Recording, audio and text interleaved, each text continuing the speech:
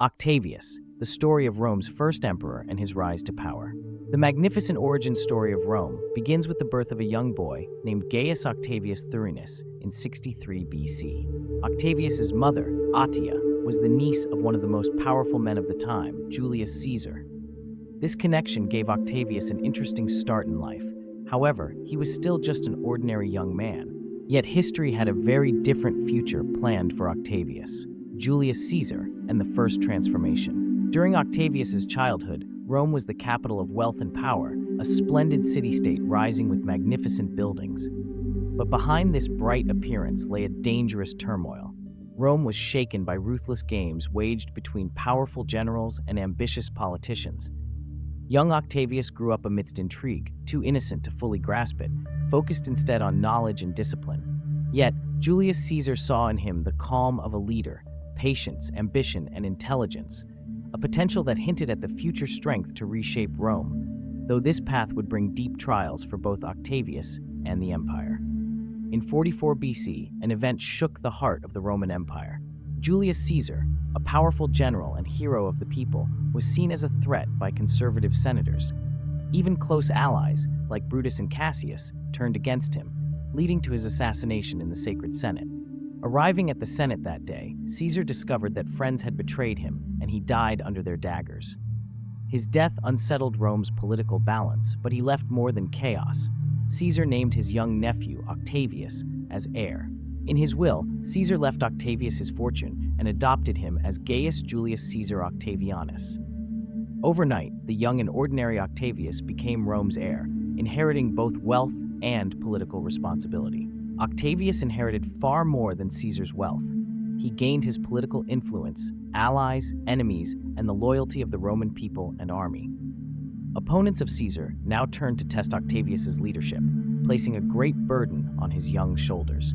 Despite his youth, Octavius accepted the responsibility, stepping onto a path filled with dangerous rivals and deadly foes. He had to contend with older and more experienced leaders, develop new strategic moves within and beyond Rome's internal politics. To survive and protect his legacy, Octavius would have to maximize his intelligence and diplomatic skills. The weight of this legacy left him balancing on a fine line between letting fate drive him and showing the will to build an empire. Octavius was no longer an ordinary Roman citizen. He was a candidate for leadership who would change the course of history. At just 19 years old, Octavius did not hesitate to accept this legacy. He quickly transformed from a young man into a future ruler of Rome. All eyes in Rome were on him, and all his rivals awaited this new leader's first move. Soon, Octavius found himself in the heart of Rome's chaos, right in the midst of a ruthless struggle for the throne, filled with dangers. The triumph of intelligence and patience. For Octavius, seizing control of Rome required not only fighting against his youth and inexperience, but also facing extremely powerful enemies. After Julius Caesar's death, a fierce struggle for Rome's leadership began, with one of his biggest rivals being Caesar's former loyal general and close friend, Mark Antony. As one of Rome's most powerful generals, Antony held a respected position in the eyes of the people and the army.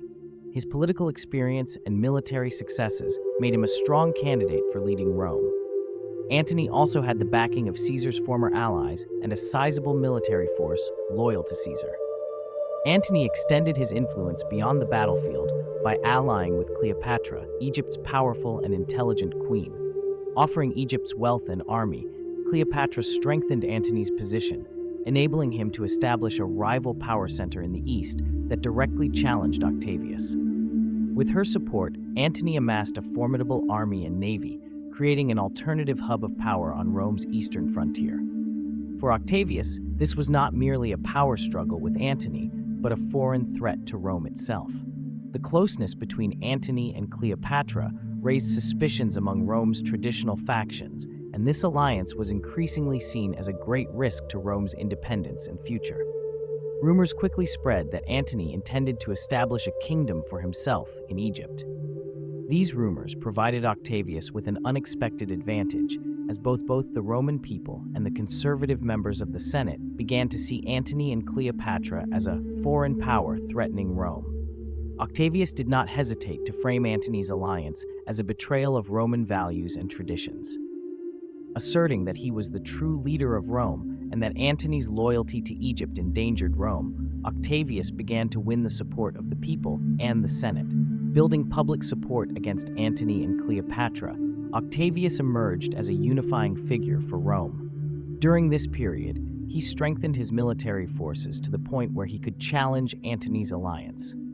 Politically, he used the narrative of Antony's betrayal of Rome to portray himself as the protector of Rome and its values.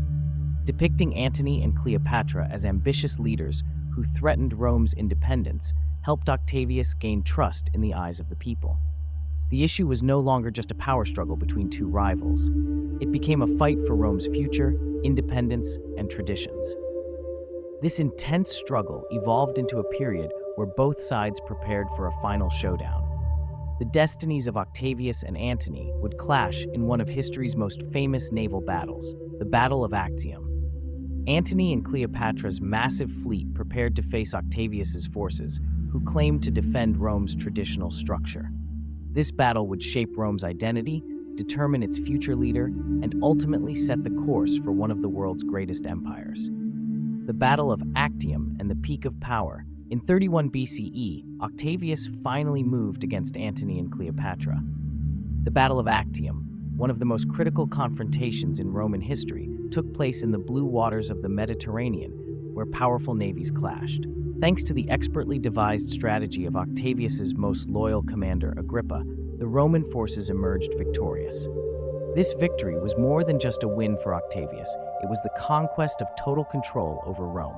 Antony and Cleopatra, defeated by Rome, committed suicide. Thus, Octavius became the undisputed leader both in Rome and across all conquered territories. A new era, Augustus and Pax Romana. After his victory, Octavius returned to Rome and took on the name Augustus, meaning the revered, a title granted by the Senate. However, Augustus did not declare himself king, as the Roman people detested the idea of kingship. Instead, he was recognized as Rome's first emperor and initiated a long period of prosperity known as the Pax Romana, or Roman peace. Augustus set out to rebuild Rome. Streets, temples, and new public buildings were constructed, transforming Rome into the center of the world. He famously declared, "I found Rome a city of bricks. I leave it a city of marble." Throughout his reign, he promoted art, literature, and architecture, turning Rome into a cultural hub. Roads were built, ports were renewed, and trade flourished, allowing Rome to grow in peace and prosperity. By this point, people saw him not only as a leader, but almost as a deity. Augustus had become the father, protector, and guide of Rome. Secrets and a melancholy farewell. However, Augustus's personal life was marked by many tragedies, in contrast to his political victories. He had no son, so he searched for a suitable heir to carry on his legacy. The early death of his beloved grandson, Julius Caesar, deeply affected him. Although Augustus was a successful leader for the empire, the tragedies involving his family and loved ones left him increasingly isolated. In the end, he decided to transfer his powers to his stepson Tiberius, though it was said he did so with a sense of melancholy. When news of Augustus's death reached Rome in 14 CE, the city went into deep mourning. The people bid him farewell with endless love. His tomb bore inscriptions honoring his service to Rome. Augustus was remembered not only as an emperor, but as the eternal father of Rome. The order he established and the peace he secured would allow Rome to stand strong for centuries. Augustus had not only founded the Roman Empire, but also left an immortal legacy in the history of humankind. Rome's first emperor, Augustus, is the epic story of power and intelligence, patience and resilience. Rising from destruction and chaos, he ushered in Rome's most glorious era, a tale of a young man becoming an emperor, of an ordinary individual transforming into a legend.